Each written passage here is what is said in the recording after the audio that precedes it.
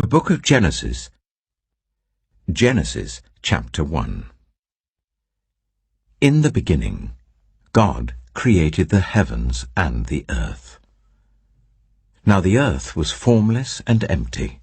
Darkness was over the surface of the deep, and the Spirit of God was hovering over the waters. And God said, "Let there be light." And there was light. God saw that the light was good, and he separated the light from the darkness. God called the light day, and the darkness he called night. And there was evening and there was morning, the first day. And God said, "Let there be a vault between the waters to separate water from water." So God made the vault and separated the water under the vault from the water above it. And it was so. God called the vault sky.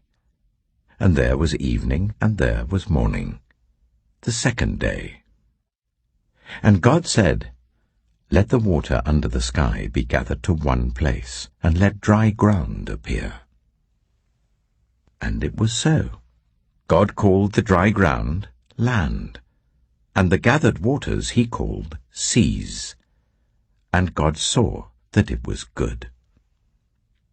Then God said, "Let the land produce vegetation, seed-bearing plants, and trees on the land that bear fruit with seed in it, according to their various kinds." And it was so. The land produced vegetation, plants bearing seed according to their kinds, and trees bearing fruit with seed in it according to their kinds. And God saw that it was good. And there was evening and there was morning, the third day. And God said, "Let there be lights in the vault of the sky, to separate the day from the night, and let them serve as signs to mark sacred times and days and years. And let them be lights in the vault of the sky to give light on the earth." And it was so. God made two great lights, the greater light to govern the day, and the lesser light to govern the night. He also made the stars. God set them in the vault of the sky to give light on the earth, to govern the day and the night, and to separate light from darkness. And God saw that it was good. And there was evening, and there was morning, the fourth day.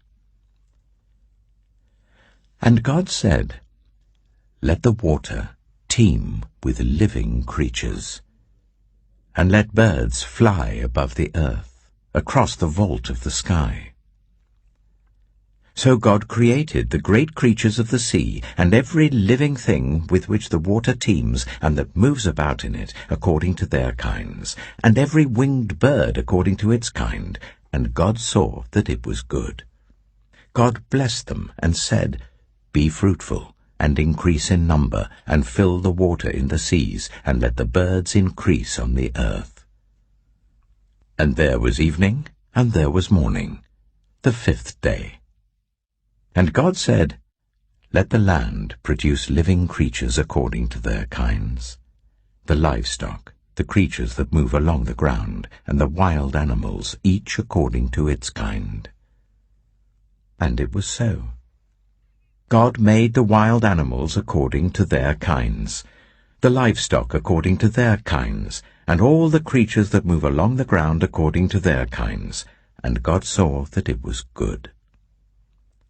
Then God said, "Let us make mankind in our image, in our likeness, so that they may rule over the fish in the sea and the birds in the sky, over the livestock and all the wild animals, and over all the creatures that move along the ground." So God created mankind in his own image. In the image of God he created them, male and female he created them. God blessed them and said to them, "Be fruitful, and increase in number. Fill the earth and subdue it. rule over the fish in the sea and the birds in the sky, and over every living creature that moves on the ground." Then God said, "I give you every seed-bearing plant on the face of the whole earth, and every tree that has fruit with seed in it. They will be yours for food, and to all the beasts of the earth and all the birds in the sky and all the creatures that move along the ground, everything that has the breath of life in it, I give every green plant for food." And it was so. God saw all that he had made, and it was very good. And there was evening and there was morning, the 6th day. Genesis chapter 2. Thus the heavens and the earth were completed in all their vast array. By the 7th day, God had finished the work he had been doing. So on the 7th day he rested from all his work. Then God blessed the 7th day and made it holy, because on it he rested from all the work of creating that he had done.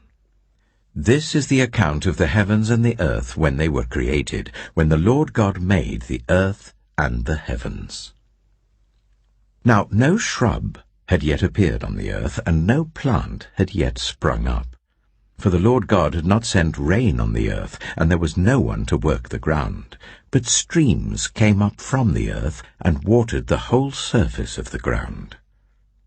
Then the Lord God formed a man from the dust of the ground, and breathed into his nostrils the breath of life. And the man became a living being. Now the Lord God had planted a garden in the east, in Eden, and there he put the man he had formed. The Lord God made all kinds of trees grow out of the ground, trees that were pleasing to the eye and good for food.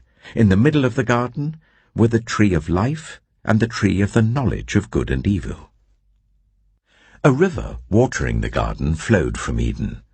From there it was separated into 4 headwaters. The name of the first is the Pishon. It winds through the entire land of Havilah, where there is gold. The gold of that land is good. Aromatic resin and onyx are also there.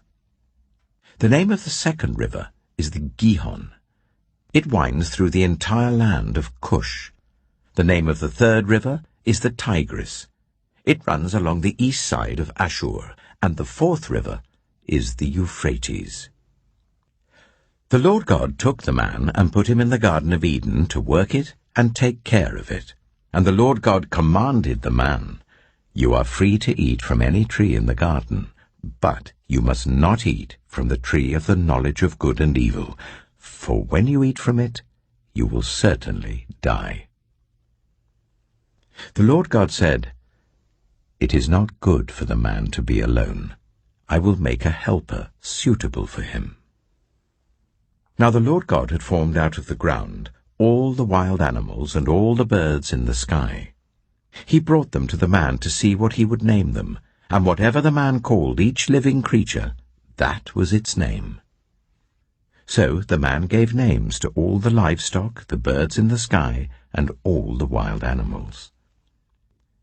But for Adam no suitable helper was found. So the Lord God caused the man to fall into a deep sleep. And while he was sleeping, he took one of the man's ribs, and then closed up the place with flesh. Then the Lord God made a woman from the rib he had taken out of the man, and he brought her to the man. The man said, "This is now bone of my bones and flesh of my flesh. She shall be called woman, for she was taken out of man." That is why a man leaves his father and mother and is united to his wife, and they become one flesh. Adam and his wife were both naked, and they felt no shame.